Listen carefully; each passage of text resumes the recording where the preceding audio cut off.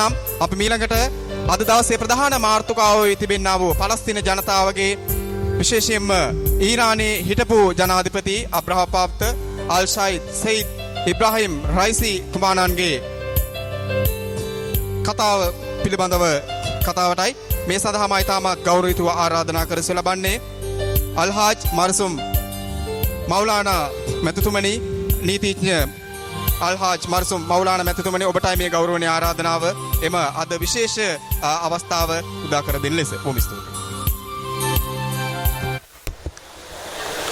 බිස්මිල්ලාහිර් රහ්මානිර් රහීම්.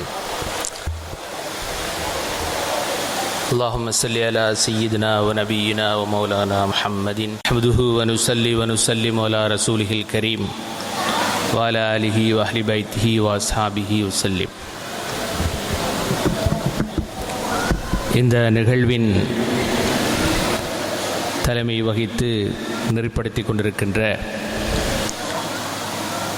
சங்கைக்குரிய ரஃபியுத்தீன் ஜமாலி ஹஸ்ரத் அவர்களே, இந்த நிகழ்வுக்கு பொறுப்பாக நின்று நேர்த்தியாக ஒருங்கிணைத்து கொண்டிருக்கின்ற இண்டிபெண்டன்ட் மீடியா வாட்சினுடைய செயலாளர் நண்பர் இப்ரான் சஃபாமி அவர்களை விழித்தவனாக, முன்னாள் பாராளுமன்ற உறுப்பினர் உனைஸ் ஃபாரூக் அவர்களை விழித்தவனாக, அக்கரைப்பற்று சட்டத்தரணிகள் சங்கத்தினுடைய தலைவர் கஃபூர் சார் அவர்களை விழித்தவனாக, நான் இருக்கிறேன். அக்கரைப்பற்று சட்டத்தரணிகள் சங்க தலைவர் பஹீஜாக இருக்க வேண்டும். நண்பர் பஹீஜ் அவர்களையும் சிரேஷ்ட சட்டத்தரணி அனைவரையும் விழித்தவனாக எனது உரைக்குள் நுழையலாம் என்று நினைக்கின்றேன். இந்த நிகழ்வு அக்கரைப்பற்றில் ஏன் இடம்பெறுகிறது? பாலஸ்தீன மக்களுக்கான குரல் ஏன் இங்கிருந்து ஆரம்பிக்கிறது? முன்னாள் ஈரான் இஸ்லாமிய குடியரசின் ஜனாதிபதி ஷஹீத் சையத் இப்ராஹிம் ரைசி அவர்களுடைய நினைவேந்தல் இன்று இலங்கையில் இந்த இடத்தில் இடம்பெறுவதற்கான வரலாற்று காரணம் என்ன என்பது தொடர்பில் சில அறிமுகத்தை வழங்க வேண்டும் என்று நான் நினைக்கின்றேன். முதலில் இந்த நிகழ்வின் 3 கொடிகளை பார்க்கின்ற பொழுது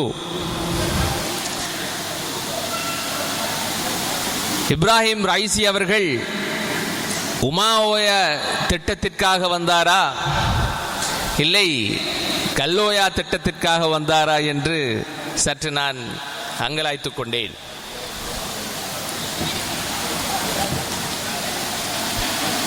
எனக்கு முன்னர் முக்கியமான உரைகள் இடம்பெற்றன.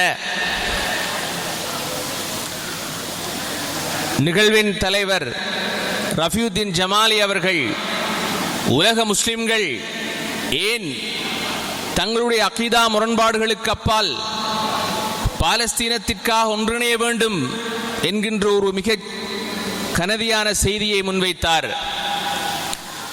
அவருக்கு பின்னர் உரையாற்றிய கிழக்கிலங்கை அம்பாறை மாவட்ட ஜமியத்துல் உலமா சபையினுடைய தலைவர் ஹாஷிம் சூரி அவர்கள் ரஃபியுத்தீன் ஜமாலி அவர்கள் வெளியிட்ட புத்தகத்திற்கு எதிராக தன்னுடைய விமர்சனத்தை முன்வைத்து விட்டு சென்றார்.